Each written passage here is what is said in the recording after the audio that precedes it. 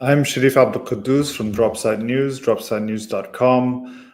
Today we're going to be speaking about a range of issues, but we're going to start with the most pressing issue right now, which is Israel's genocidal assault on Gaza. It's been over 2 months since the first phase of the Gaza ceasefire deal signed in January between Hamas and Israel came to an end, and a day after the first phase of that deal expired, Israel imposed a total blockade on Gaza, denying the entry of all food, fuel, medicine, and other humanitarian goods. And this is the longest blockade by far since the beginning of the war, and it's plunged Gaza into the worst humanitarian crisis of the 19-month war. This is essentially a policy of collective punishment and forced starvation on Gaza's 2 million residents. More than 65,000 children have been hospitalized with severe malnutrition, and there are real fears that thousands of children are literally going to starve to death or die of related illnesses. And this total blockade is coming as Israel continues a relentless scorched earth bombing campaign that it restarted on March 18th. More than 2,500 Palestinians, mostly women and children, have been killed since then. This is the rate roughly of killing about 50 Palestinians a day, civilians, most of them. And the death toll is probably much higher. These are just the numbers that have of bodies that have passed through public hospitals that the Ministry of Health is able to confirm. And we're seeing multiple airstrikes every day. Across the Gaza Strip, from Rafah to Beit Hanun. They're bombing displacement camps, bombing cafes, bombing hospitals, bombing charity kitchens, bombing civilian gatherings, bombing in areas of so-called humanitarian zones. They bombed over 30 bulldozers and other pieces of heavy machinery that were used to clear rubble and rescue people after airstrikes. So you have rescue crews trying to, in vain, save people by digging them out with their hands.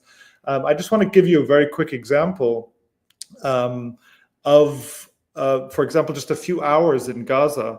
I'll read you yesterday's update summary from Dropside social media team, who really do incredible work in trying to keep abreast of developments, not just in Gaza, but around the world. It's really one of the best wire news feeds you can get right now. So this is yesterday's roundup, where at least 63 Palestinians were killed in Gaza.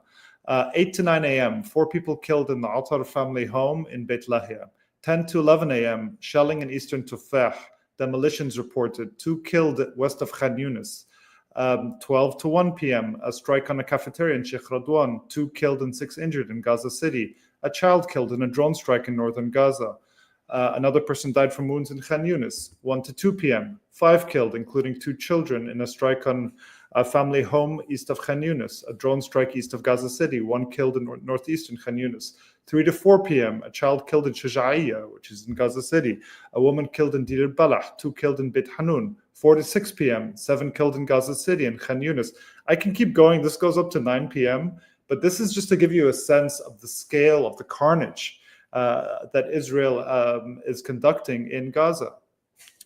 During this entire period that we're talking about, regional mediators, Qatar and Egypt, have failed to convince Israel to return to the original 3-phase framework deal, which stipulated an eventual complete withdrawal of Israeli forces from Gaza and the declaration of a permanent ceasefire. And instead, Israel's issued a series of new demands, and among these are the total demilitarization of the Gaza Strip, the exiling of Hamas's leaders, and the removal of Hamas as the governing authority in Gaza. And yesterday, we saw Israel approve plans for the capture of the entire Gaza Strip and to remain entrenched there indefinitely. The plan also calls for hundreds of thousands of Palestinians to be forcibly displaced yet again to the south, squeezing them onto even less land. Israeli Prime Minister Benjamin Netanyahu said that the Palestinian population will be moved for its own protection.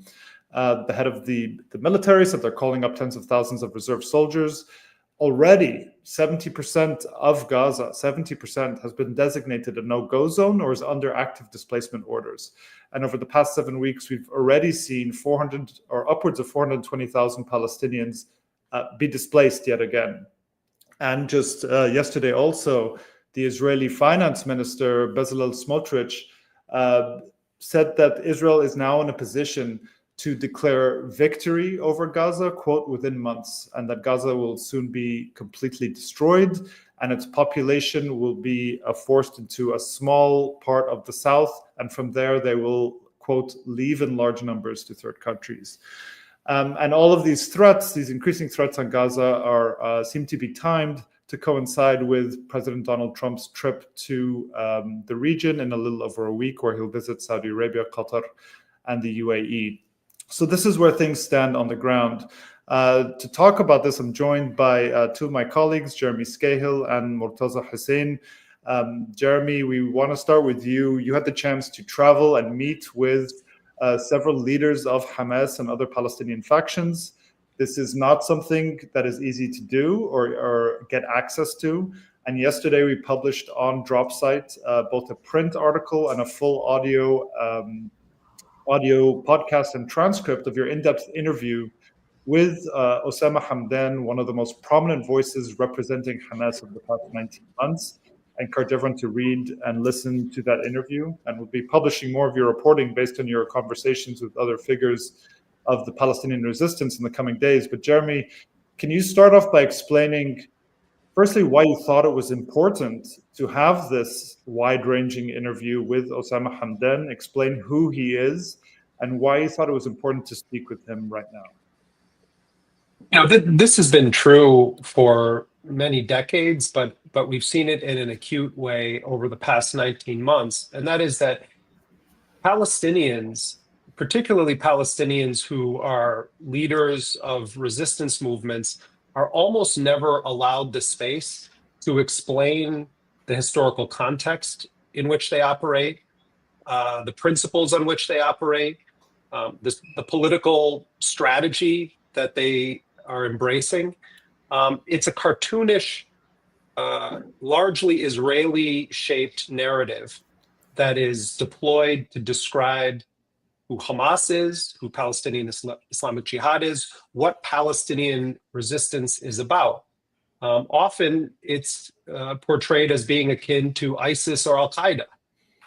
But the reality is that it is journalistic malpractice not to try to understand the political motivations of people who are engaged in a war against or an uprising against occupation, apartheid, colonialism. Always the people who are on the other end of the barrel of the gun of the powerful are demonized. And always there is a label of terrorist applied to those who are rising up against established power, particularly if that established power is backed by the United States and Western imperial interests. And certainly that's true of the Palestinians.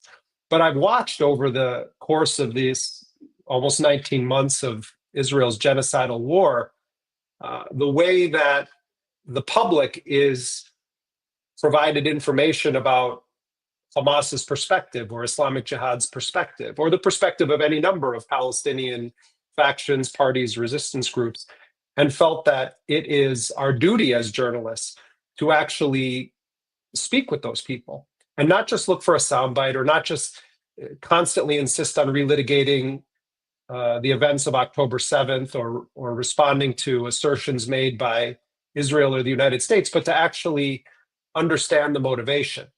And it's not just journalistic malpractice not to do this. It is a total disservice to the public understanding of not just the events of the past 19 months, but the events of the past 76 years in the case of Palestine. So when we launched Dropsite last summer, the first articles that we did were attempting to examine the political perspective of Hamas, the historical context in which October 7th happened. That was how this news organization launched.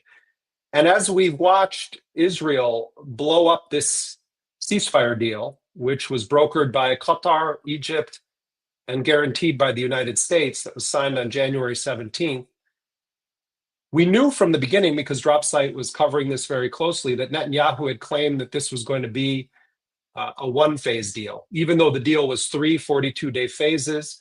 After the first 42-day phase, the second phase would kick in, and it envisioned a complete Israeli withdrawal of forces from Gaza, technical discussions on the implementation of a long-term ceasefire that would pave the way to a third phase, which was a multi-year reconstruction project. And during that second phase, there was supposed to be the release of all Israeli captives that were held in Gaza, and several thousand Palestinians snatched or held by Israel, many of them children, women, people who have not been actually convicted of any crimes, that they were also supposed to be released. But what Israel did from the very beginning was Netanyahu said, well, I have a side agreement with both the outgoing Biden administration and incoming Trump administration, that if we decide that resuming the war is in our interest, we can do so. So we knew that this was quite likely. So March 1st came and went. That was the end of the ceasefire deal, phase one. And the Israelis had not sent a serious negotiating team to talk about implementing phase two. On March 2nd, they impose a full spectrum blockade on Gaza with the stated purpose of trying to strangle and starve the Palestinians either into rising up against Hamas or Hamas into capitulating. And then on March 18th, they resumed full-scale bombing. I should remind you, I know you're aware of this, that the Israelis repeatedly violated that ceasefire agreement, even the agreement they signed, by continuing to kill more than 100 Palestinians, by not allowing in the agreed upon aid, etc. But the Palestinians didn't respond to that in any sort of aggressive way or militaristic way, but they objected to it. But they continued to say, we'll respect the three-phase deal. So once Israel blew that up, you had a narrative start to form that this was Hamas's fault and that Hamas is being unreasonable. And so what happened is that Israel started telling Egypt and Qatar, there are new rules now to the game. That three-phase deal that we signed in January, that's done. We have new red lines. And among those red lines were two very significant demands that Israel said were non-negotiable. One was the total disarmament of Hamas, and the other was that Hamas needed to surrender to Israel and to leave Gaza, its officials to leave Gaza, etc.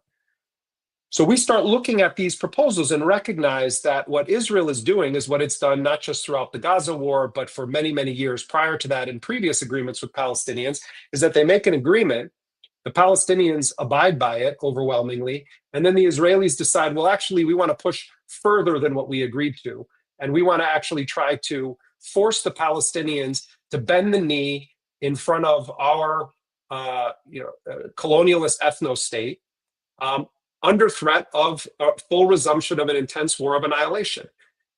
Now, because the narrative, first of all, we have two factors. One is that the coverage of Gaza has just plummeted across Western media and even in some Arabic language media.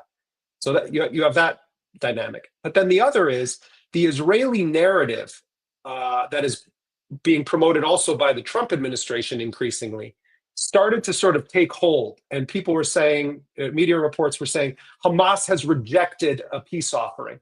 Hamas has rejected a deal.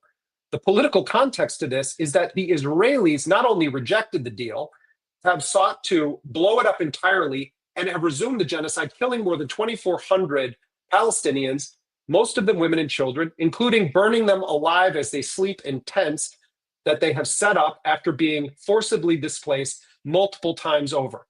So witnessing that context, witnessing the propaganda, witnessing the manufacturing of consent for a continuation of the war of annihilation, I felt that it was important to try to not just ask Hamas for comments. I do that all the time, and we report that at DropSite, but to really sit down and speak with officials from Hamas, because they have been designated by the Palestinian resistance groups as the chief negotiators for any deal that's going to be made.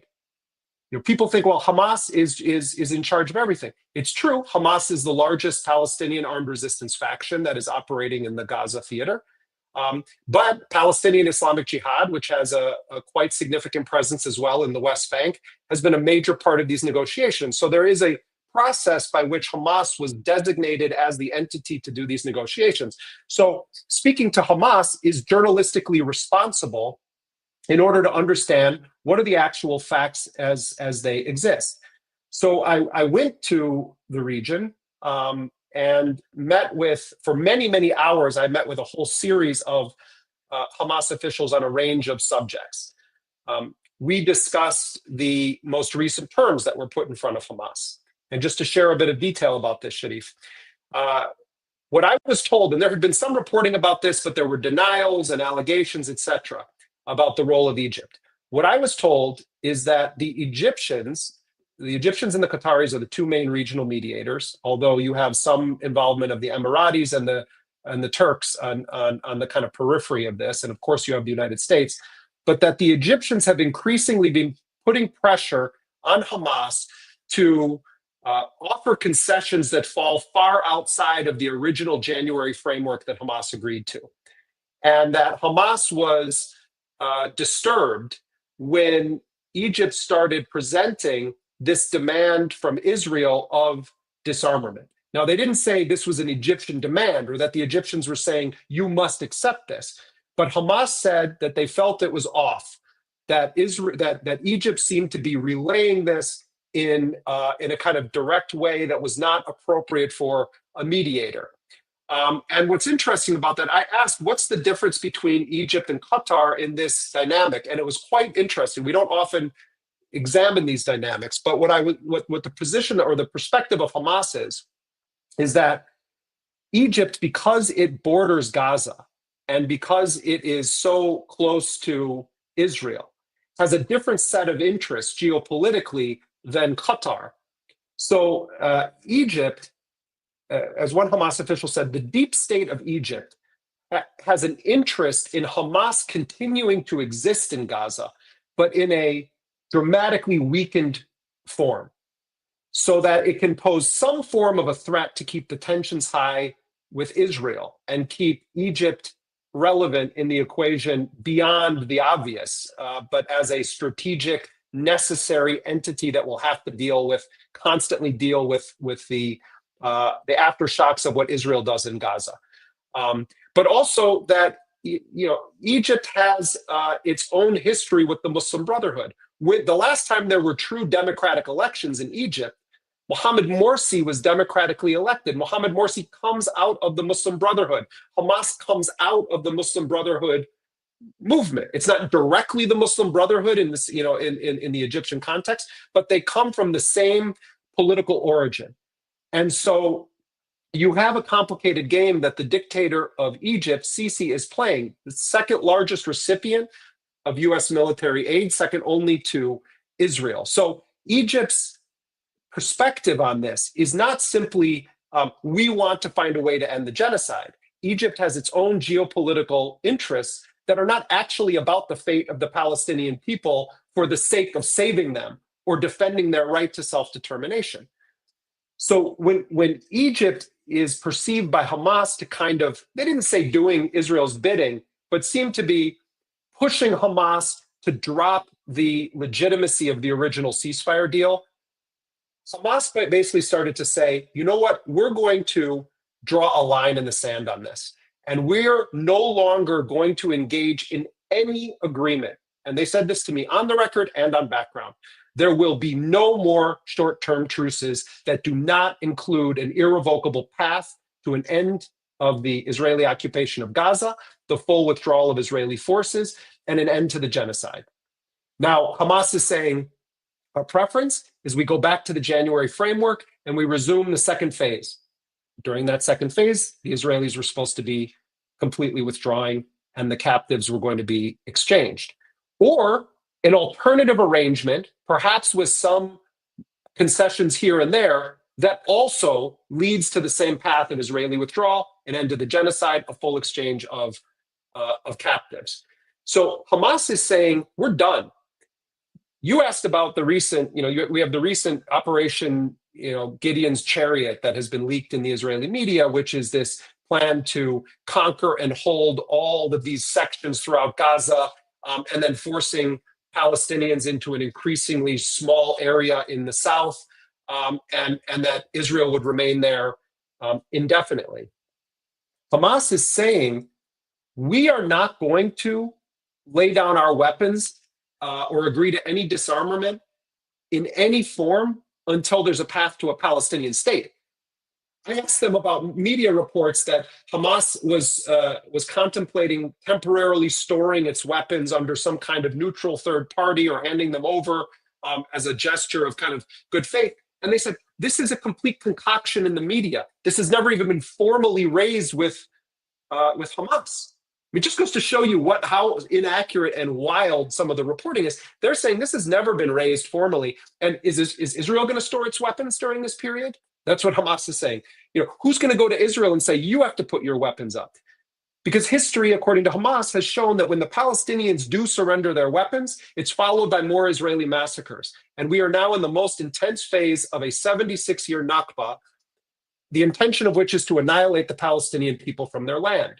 So their perspective is, we're done with these games. We're done, from their perspective, of trying to be reasonable and constantly being asked to make concessions, because we're getting to a point where those concessions call into question the very existence of the Palestinian people in Gaza. Yeah, it's very interesting, especially when you're talking about Egypt. What I found, some of his comments, some of the most interesting comments he gave, that he said he was astonished that Egypt was bringing this proposal to them as a mediator, because Egypt should have known that Hamas would reject this, would reject a call for complete demilitarization, essentially a call to surrender. And they should have told the Israelis that. And he gave a very interesting example and said, okay, if Hamas told Egypt to propose to the Israelis that Netanyahu needs to step down and they need to hand over Tel Aviv to the Palestinians, would Egypt even consider this proposal? Of course not. They would tell Hamas, no, that's ridiculous. You can't do that. But so Egypt does appear to be pressuring Hamas to kind of accept these new terms. And I can say that for many years, Egypt's essentially been a very strong ally to Israel. They helped to enforce the blockade on Gaza since 2006. They eventually destroyed the tunnels that provided a lifeline to Gaza. They coordinated with Israel on security. They allow Israeli drones and helicopters and warplanes to carry out covert air campaigns in Sinai.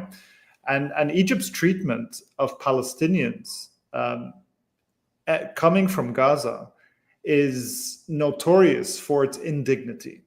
And most recently, up until they had control of the Philadelphia corridor, up until last year when Israel invaded Rafah in May, just over a year ago, Palestinians were able to leave Gaza through Rafah with security clearance. In order to get that security clearance, Egyptian intelligence was part of this extortion network that essentially was charging Palestinians thousands of dollars per person in order to leave Gaza. And so, but at the same time, they do have this very deep connection to Gaza. Egypt also administered Gaza up until 1967. Egyptian intelligence does have very strong ties to Hamas, real connections. They helped broker the ceasefire in 2021 and were very effective in doing that. And they want to have a stake in the game going forward. So yeah, I found his comments extremely telling in that. And also, you spoke to him about the role of the Biden administration and the Democrats, and he basically reiterated that the January ceasefire deal would not have happened if Kamala Harris had won the elections. But also, Osama Hamdan was one of the Hamas officials who spoke directly with the Trump administration. One of the Hamas officials was in direct talks with Adam Bowler. Can you explain who Adam Bowler is and what Osama Hamdan said about his meeting with him? I mean, first, just one bit of background about Osama Hamdan. He's a chemist by training, and he. This is one thing I try to share with people because you don't often think about it. When you talk to many of these resistance leaders, so many of them are doctors or scientists or scholars. I mean, Gaza has one of the highest rates of higher degrees of education of any population in the world, and many of them were educated in the West. For instance, Bassem Naim, another senior Hamas official, is a medical doctor who studied medicine in Germany. Abu Marzouk studied and got higher degrees in the United States. Osama Hamdan, a highly educated man, and he joined Hamas in 1992, a few years after its founding, and has served in a number of key capacities for the movement. He was the head of its operations in Tehran, in Iran, in Lebanon. He was the head of its international relations department and was one of the top advisors to Ismail Haniyeh, who was assassinated by Israel last summer in Tehran when he went to attend the inauguration of the new Iranian president. And remember that Ismail Haniyeh won the elections in Palestine in 2006, not just in Gaza, but in all Palestinian territories. Ismail Haniyeh was supposed to be the prime minister of all of Palestine, and then you had the civil war break out between Mahmoud Abbas's forces from Fatah and Hamas, and that essentially split Palestine into the occupied West Bank and Gaza. And so, Hamas has been in charge of Gaza since that period. But I just want to remind people that they actually won the full democratic elections that the Carter Center and others said were free and fair elections. So when we're talking about the figures here that are shaping the political perspective of Hamas, it's cartoonish how they're portrayed. You can have your own, whatever opinion you want about what their policies are, what their perspectives are, but at least base it on a factual assessment, on real information, and not just what feels good to you to say about them because, oh my God, scary Hamas. So I say all of this because Osama Hamdan and Bassem Naim, who is a senior member of the political bureau of Hamas, were the point people in meeting with Adam Boehler. So they have a series of discussions with Adam Boehler, who was President Trump's special envoy on hostages. Adam Boehler is also a college roommate of Jared Kushner, Donald Trump's son-in-law, and a close friend of the Trump family. So Boehler goes over, technically because his mandate is to speak to anyone, anywhere about American captives, and there is at least one living U.S. citizen, or believed to have been living at least until recently, Edan Alexander, being held in Gaza. There are several other people with American citizenship that were held. Some have been released in exchange deals. Others have been killed since the October 7th war began. So the official reason that they were meeting with Adam Boehler was to discuss American captives held in Gaza. But what Hamas officials told me was that these were much broader discussions that took place, and that Boehler actually was expressing great interest, not just in understanding Hamas's perspective on the events of October 7th and since then, but also in understanding the political history of Hamas, the political history of the Palestinians, and how they see that history. They said that it was a very friendly and diplomatic conversation. And when Adam Boehler then goes on American television after word of these direct talks became public, and on Israeli television, he starts saying things like, that they were that essentially that they're normal people to talk to, that they engage in diplomatic conversation, and he pushed back against, Ron Dermer, Netanyahu's political hitman, who's in charge of negotiations now for Israel, saying, Ron Dermer, Israel doesn't set the policy of the United States, and we can talk to whomever we want to speak with. Well, Boehler then is subjected to a big smear campaign for having the audacity to imply anything other than Hamas were monsters, with horns growing out of their heads. And so what was going to happen, though, when that took place, is that the Boehler meetings, I was told, were meant to lead to direct talks with Steve Witkoff, who is Donald Trump's main envoy negotiating any deal that's going to happen in Gaza. And Hamas believes that the Israeli campaign against Adam Boehler was actually aimed at ensuring that Steve Witkoff was not going to engage in direct talks with Hamas. And they also said this is one of the reasons why they assassinate people like Ismail Haniyeh or others, because they don't want an elected Palestinian, for instance, with legitimacy to be able to speak directly to the Americans. So that's what what Hamas is saying. But their belief was that Adam Boehler understood it. He understood it to the point where Adam Boehler more or less accurately described what is known in Arabic as a hudna proposal from Hamas. He goes on Israeli and American television and he says, what Hamas is proposing is a multi-year, all-for-all deal with Israel, where all Israeli captives are going to be released and where large numbers of Palestinian prisoners are going to be released and where we're not going to have an active war anymore. This was an American official engaging in direct talks with Hamas, who then goes on television, not just in the United States, but also in Israel, and more or less accurately describes what is Hamas's major idea about how to resolve the conflict with Israel that it's been proposing since the early 1990s, when Sheikh Ahmed Yassin, the founder of Hamas, first started discussing a hudna while in an Israeli prison. Then Boulder gets destroyed in the press. The Witkoff meeting is off. The Israelis resume the genocidal scorched earth bombing campaign. And now you see Trump parroting.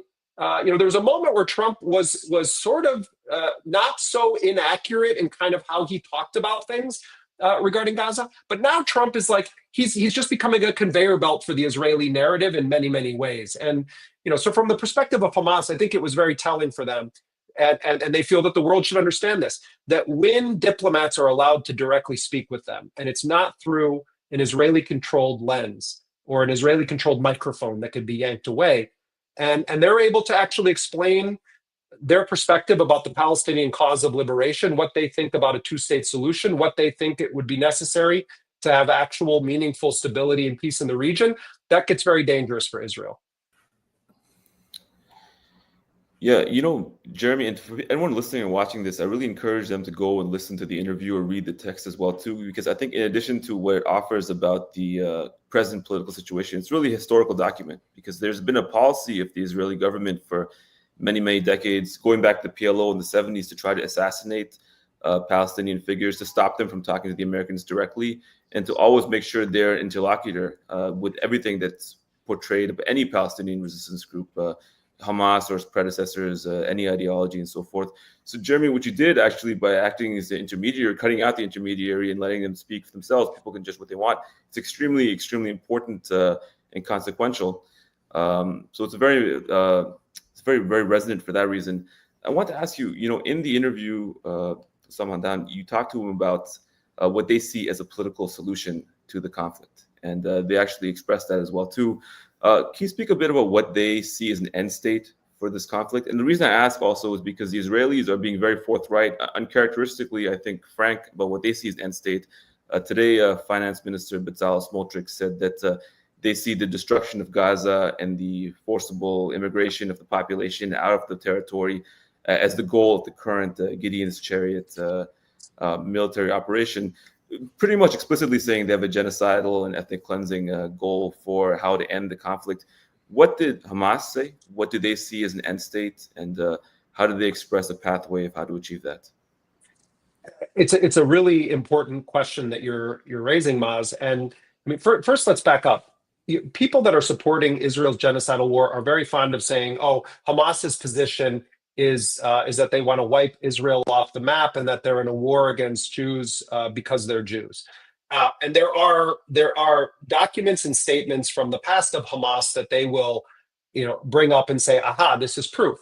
But since 2017, Hamas has an official charter that lays out that Hamas, first of all, Hamas's official position is that it is not at war against the Jewish people, that it has nothing but respect for the Jewish religion, that it recognizes it as a major world faith, and that the problem is with a Zionist, colonialist war of annihilation and occupation against the Palestinian people. I had months ago one of the most senior officials in Palestinian Islamic Jihad, Dr. Mohammed al-Hindi, say to me that if Benjamin Netanyahu spoke from atop the highest mosque in all of Palestine and announced that he had reverted to Islam, but he was continuing with his political plan toward the Palestinians, it wouldn't change a thing. I had Osama Hamdan saying that if a Muslim was engaged in the same conduct as Israel, I would fight him too. But most important, and this is what you're getting at, I asked Osama Hamdan about the prospects for what is often called in the West a two-state solution. And I expected him to say, it's done, it's over. And the Israelis are saying that. You can go and look in the Israeli media today. You have prominent Israeli political figures like Benny Gantz, the so-called opposition, saying anyone who talks about a future Palestinian state is delusional. Well, Osama Hamdan didn't say that. He pointed out the ways in which Israel has created conditions that make it extraordinarily difficult to imagine a Palestinian state and an Israeli state. But he said that he still hasn't given up hope on it.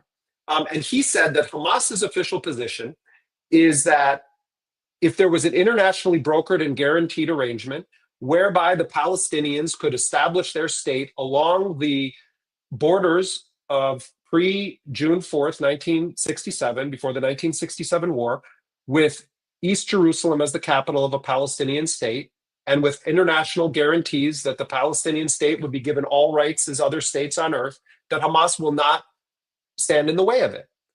And I don't think that this is just rhetoric. I think that, again, highly educated, intelligent people immersed in the Palestinian liberation struggle for their whole life, I think they're recognizing that they have to figure out what is a viable path.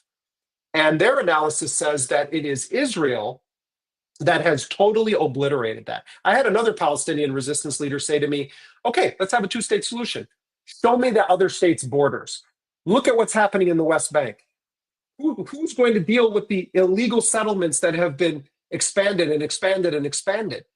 Netanyahu's not just, and Israel's not just waging a war of annihilation against the Palestinians in Gaza, they're waging a war of extermination against Palestinian existence in the occupied West Bank. So it's almost, you're asking the victim, who is manufacturing his own weapons in underground factories to be the agenda setter for regional peace, when you have an arsonist running around bombing multiple countries, possessing nuclear weapons, threatening regime change across the region, violating the sovereignty of Lebanon, of Syria, of Yemen, of Iran, of the Palestinians.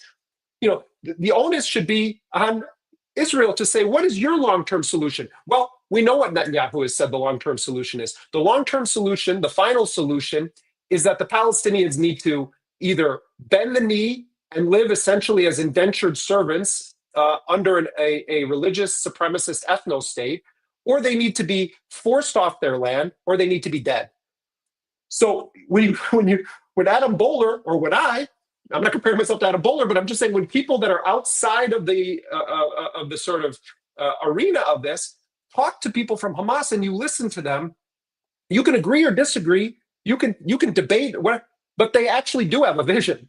They do have a plan. And that vision and that plan bears almost no resemblance to the way that they are reported on in Western media or characterized by Western politicians.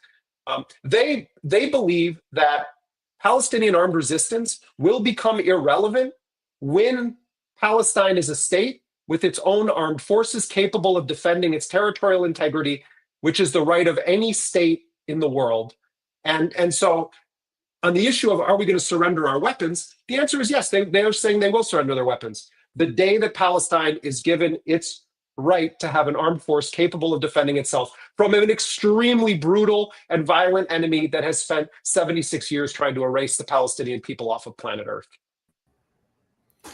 Yeah, I found his comment on the two-state solution quite interesting because actually most groups and most intellectuals, most activists, and the movement, the pro-Palestine movement, has moved on from that and essentially see any discussion about a two-state solution in realistic terms as a promulgation of apartheid.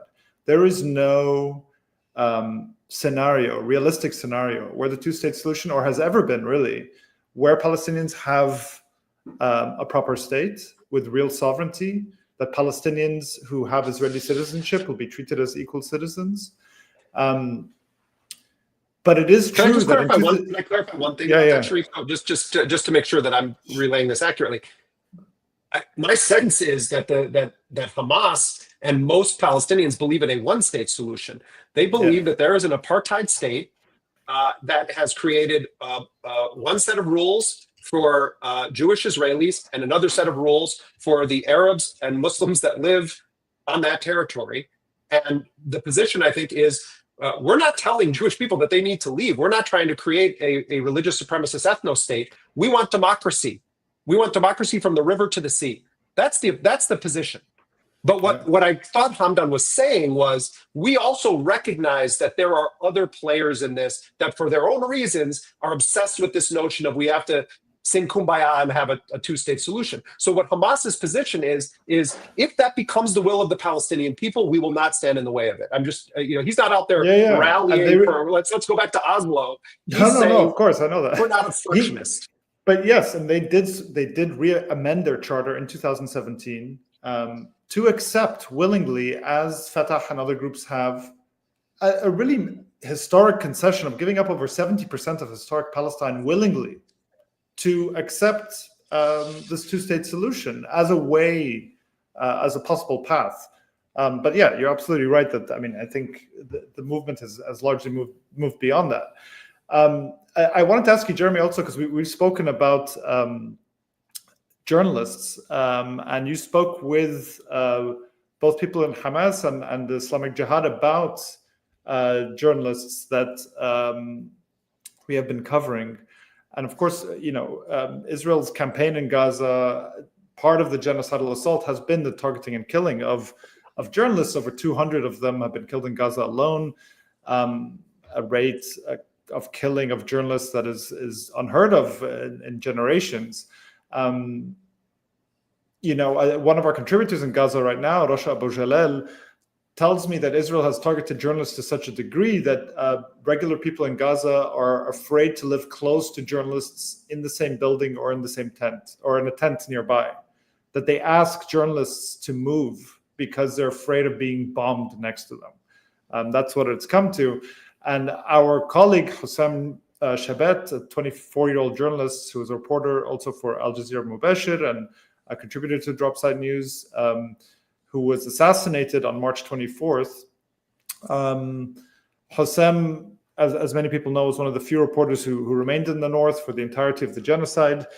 And in October, he was labeled a terrorist and a militant, along with 5 other journalists for Al Jazeera Mubashir, by the Israeli military. They said that they either belonged to the Qassam brigades or the Palestinian Islamic Jihad, that they were militants essentially. And then on March 24th, the Israeli military, and so they put these 6 journalists on a hit list. And on March 24th, they bombed Hossam in Beit Lahia. They blew his legs off his body, and they killed him. And they repeated after this that he was a militant, that he was a member of the Qassam brigades. And they wrote, quote, "Don't let the press vest fool you." So Jeremy, you asked Osama Hamdan about Hossam Shabet. Tell us what he told you. And also, I'll briefly say about Ali Sammoudi, who's a journalist based in Jenin in the West Bank, a veteran journalist of many decades in Jenin, who was called the living martyr because he had been shelled, he had been shot, he had been detained, but he managed to continue reporting from Jenin. He was next to Shirin Abu Akleh when Israeli snipers opened fire on them. He was shot himself in the shoulder and very badly wounded. Last week, and I'll say I interviewed him in Jenin, in his house. He's the most kind, generous journalist I have met. His granddaughter was playing with him. He called her his best friend. And then the next day, the Israelis raided Jenin. He was out there in the street reporting live. Really a veteran and an incredible journalist. Last week, the Israeli military raided his home, beat him up so badly that he was hospitalized, and threw him into detention. There's reporting in Haaretz that, as opposed to many other journalists, including Mujahid al-Saadi, who reported for us from Jenin in September, who's been in prison in since September in administrative detention, where you can be held without charge or trial. Ali Samoudi is being put on trial in a hearing today on charges reportedly of having a connection to Palestinian Islamic Jihad and to funding terrorism. That's in quotes. So you also spoke about him with Muhammad al-Hindi of Islamic Jihad. So can you just talk about both those cases and what you were told? Yeah, I mean, thank you, Sharif. First of all, when the Israeli government put out the hit list on our journalistic colleagues, these 6 reporters that you're referencing, including Hossam Shabbat, and also someone that I consider a journalistic hero, Anas al-Sharif, who is, every time I watch him, I feel such a sense of shame that Western journalism has failed to defend, support, promote the work of our Palestinian colleagues, not to mention to stand ferociously against the targeted assassination campaign and mass murder campaign that's been unleashed against these brave journalists and oftentimes their family members as well. But when that happened, I started asking, because the Israelis also released a document that they claimed showed ID numbers and which units they were in, and they said that, if I recall correctly, that Hossam Shabbat was a sniper in the Beit Hanun battalion of the Al-Qassam brigades.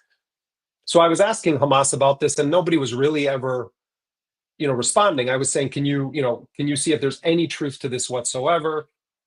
So I've been working on this for months and months, and I every once in a while would ask about it. Not because I believed there was any truth to it. I never thought there was any truth to it, but because I felt like it was the responsible thing to do journalistically.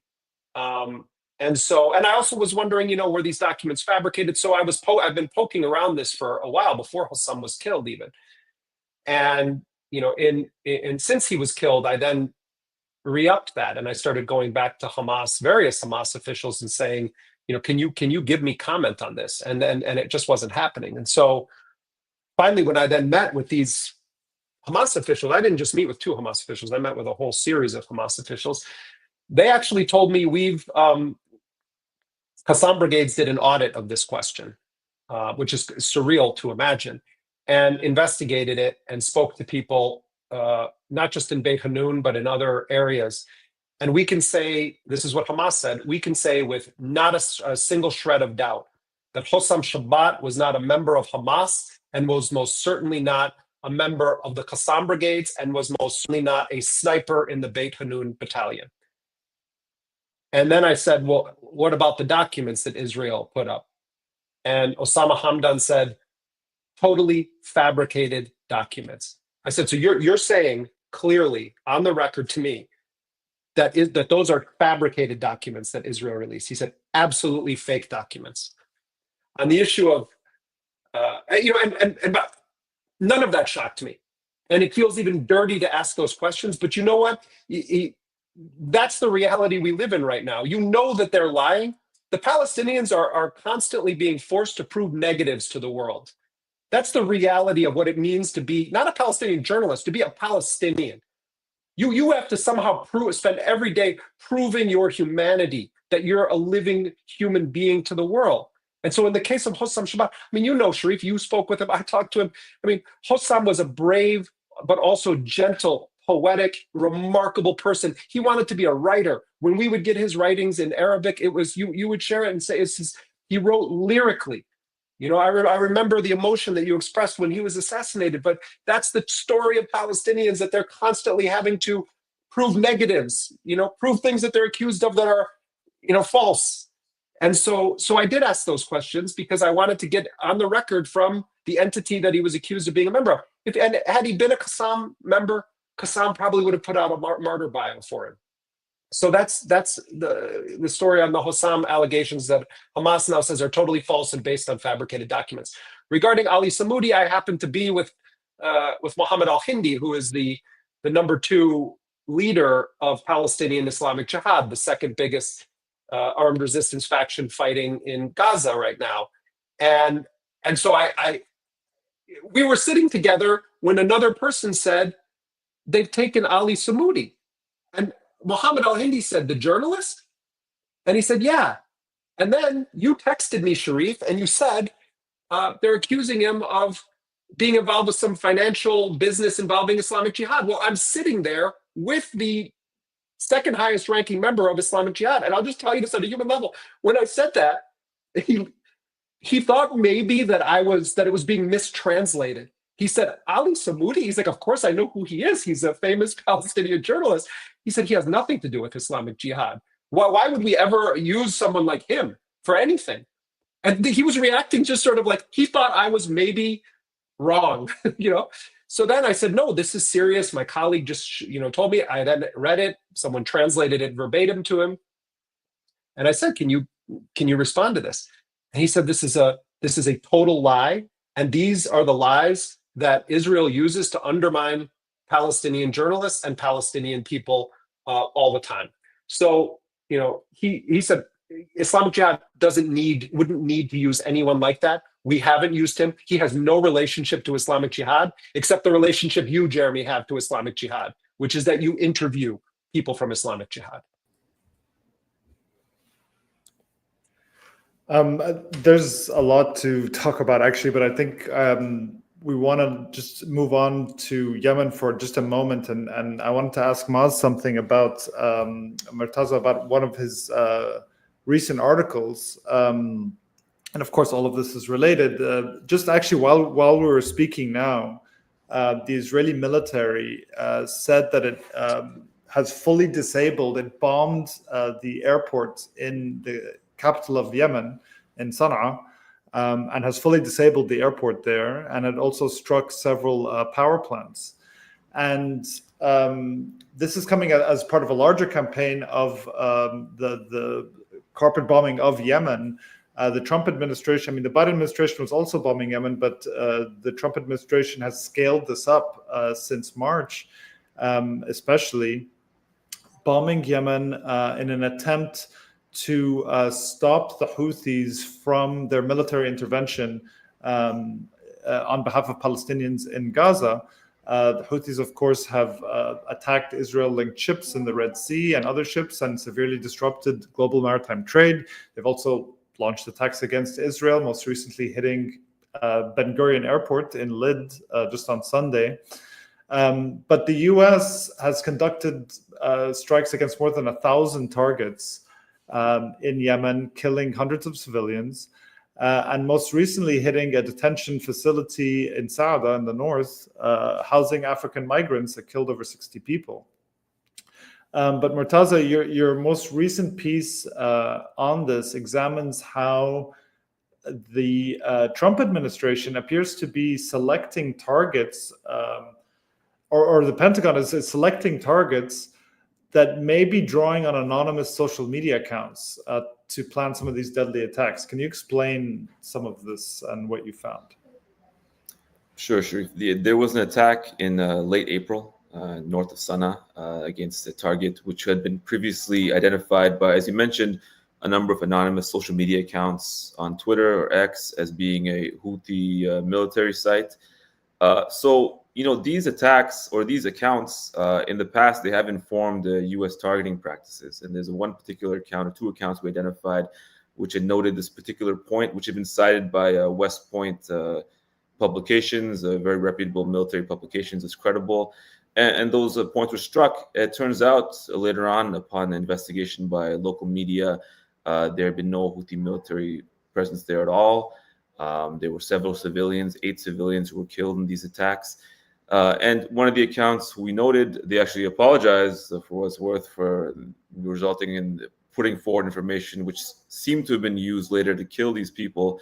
The account later gave a charitable donation and then deactivated itself. Obviously, it's a very pitiful sort of response given the magnitude of what took place. I think there's a broader context taking place here, which is that the Pentagon under Pete Hegseth has removed very, very forthrightly all the meager sort of regulations and protections which were put in place during the war on terror to sort of mitigate some of the worst excesses of that period, civilian protections, targeting protections. They were always very, very insufficient, but whatever is there has already been degraded even further under this administration. They don't have a lot of people delegated towards targeting or civilian casualty mitigation. So there's really low incentive for taking great steps to mitigate civilian casualties in Yemen or elsewhere the U.S. military is presently bombing. And there's not much punishment when these cases goes wrong. And finally, because of the fact that the Houthis, they've been adapting their entire military force for over a decade to evade airstrikes and to be resilient against airstrikes, there's not a lot of obvious targets to hit. So they're relying on OSINT, as it's called, OSINT verification or identification of alleged targets. But even then, they're kind of giving up on that, and they're just hitting civilian targets now. So the Israelis are bombing the Hodeidah port, as you mentioned. They're bombing power plants, cement factories, saying we can't find the Houthis, we don't know where they are, or we don't have good intelligence about them. Let's just punish the entire population of Yemen and hope that something just breaks that way. And I think that this is, it's kind of trying to make the Gazification of the entire Middle East. So they're bombing Lebanon in that sense. They're thinking about bombing Iran in that way. They're bombing Syria in that way. They're just hitting the civilian population of these countries to make them suffer as much as possible in the hopes that maybe it'll generate some advantageous political outcome for Israel thereafter. So, I think that unfortunately, it goes back to what Jeremy was talking about with his conversations with Osama Hamdan and the historical contextualization of this conflict. The state ideology of Israel, you can call it the Zionism or the predominant form of Zionism, which now informs the government, it's predicated now for its survival. It needs to effectively commit genocide against all surrounding states. And so by bombing the port of Hodeidah, there's a very specific goal in mind to generate famine in Yemen, because that port is very, very important for food imports and aid imports to Yemen. It was a very important part of the war in Yemen and the control of it for that reason. Well, they're saying, well, if you can't, you don't like what we're doing in Gaza, maybe you can all starve. Millions of people in Yemen can starve, and that's fine. So I think that you can't divorce this from what's going on in Gaza in that sense. And the manner the campaign is being carried out in Yemen is very, very indicative of that same philosophy. And unfortunately, and I think this is the thing which makes it very, very important to us as Americans or people who live in the United States, people who pay taxes and citizens here, the U.S. has become party to this genocidal sort of approach to the region. It's become helping facilitate it. So these strikes are being carried out not just by Israel, but by the U.S. in Yemen. And the goal is no really strategic, rational goal. No one really seems to even think this is going to stop the Houthis and military attacks and so forth. The Houthis have said to drop site and elsewhere that they would stop these attacks if the siege in Gaza ends. They're just trying to commit genocide against Yemenis now for the sake of upholding the genocide in Gaza. So that's kind of the trajectory where we're looped into. And I think that unfortunately, I don't foresee this getting better. It's going to get worse before it gets better. And I think that, it's hard to prognosticate, but I think that what started on October 7th and was expanding is only still in its early phases. And we just have time for one more question, Maz, but I wanted to ask you also, you're working on a piece about the supposed efficacy of this U.S. bombing campaign in reducing the Houthis' military capability.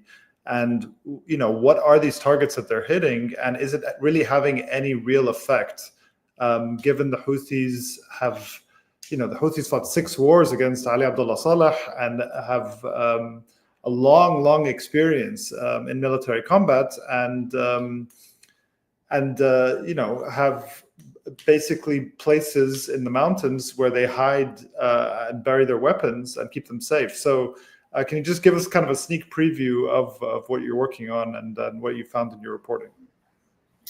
So we've been interviewing Houthi officials as well as weapons experts and military experts based on to get their evaluation of the campaign against the Houthis.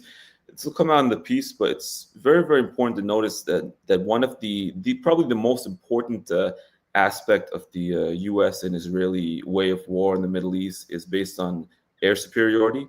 So you could not carry out the genocide in Gaza without total air superiority, minimal air defenses, no air defenses in the case of Gaza. In the last few months, the U.S. has been losing a tremendous number of drones in Yemen. MQ-9 Reaper drones. They're very expensive drones that the U.S. has been using there. I think it was a 1 week period. They lost 3 of these drones. They only have about 230 in total in their entire fleet. They lost maybe 10% of those just fighting the Houthis right now. The drones are easier to shoot down than manned aircraft, but shows a gradual degradation of this very, very important pillar of U.S. warfare and by extension Israeli warfare in the Middle East, which is the ability to draw upon total air and surveillance capabilities. So when you're losing those drones, you start losing the ability to surveil Houthi leaders, find where they are, actually carry out attacks against them. That's why you've seen very, very few killings of senior Houthi leaders in this campaign. And by the U.S. fighting a weaker party, and the Houthis are weaker, in some way it weakens the stronger party. It's kind of a perverse sort of impact of these kind of wars. The longer the Houthis survive, the stronger they get and the weaker their opponents get. They've been fighting for 20 years and they've only become more and more, you can say, anti-fragile in the case of these attacks. And a very, very important thing that the U.S. is happening in the U.S. right now, too, in the war, is that they're deploying very advanced munitions, very advanced aircraft, and they're losing some of those, especially the munitions, and they're being captured by the Houthis, and they're being redesigned and reworked so that in a few years or even less than that, you see an Iranian version of a very advanced U.S. drone or a very, very advanced U.S. missile, which has been captured by the Houthis, given them to them, and then redeployed against the U.S. And, this could happen with Russia and China and so forth. So it's not just that the U.S. is failing to defeat the Houthis. It's actually resulting in a very severe degradation if everything that's important to U.S. policymakers say is important to them. They're losing their competitive edge, their technological edge in this fight. So they're wasting their time, their ammunition, they're wasting their credibility, their moral authority, and all those things. But at a very practical level, there's a material loss to this. So, we're talking to the Houthis about this, talking to weapons experts about this as well, too. It's very, very damaging. So I think the people who want America to extricate itself from the Middle East for moral reasons, I think you can add to that as a very practical resource and strategic reasons why being involved in this genocide, facilitating this genocide, trying to expand it, is weakening America in very, very serious ways. And it's proceeding with a 20-year period of the war on terror that's continued to harm, American standing and, freedoms and the standard of living. And by continuing to engage in it, it's only going to get worse. So if there's any faction in the U.S. administration which is aware of this, and I believe there are, they should take that into account. Hopefully that faction will win and the U.S. will extricate itself from this death pact that it's engaged with the Israeli leadership, which has become so unbelievably extreme that it's demanding things of America which are morally unconscionable, but also strategically suicidal in the long term. Well, there's a lot more to talk about, but we're going to have to leave it there. I encourage everyone to look out for this upcoming article by Murtaza, and also definitely check out Jeremy's interview, where you can read or listen to his interview with senior Hamas official Osama Hamdan, and more reporting on his meetings coming up in the next few days. And that does it for this live stream. We're here Tuesdays at 9:30 a.m. Eastern Time. If you want to support our work, you can subscribe at dropsidenews.com. You can also make a 501c3 tax-deductible donation to our work by going to dropsidenews.com and clicking on Ways to Give. Make sure to follow us on social media platforms and let people know about our work. On behalf of everyone at Dropside, I'm Sharif Abdul Quddus. Thanks for joining us.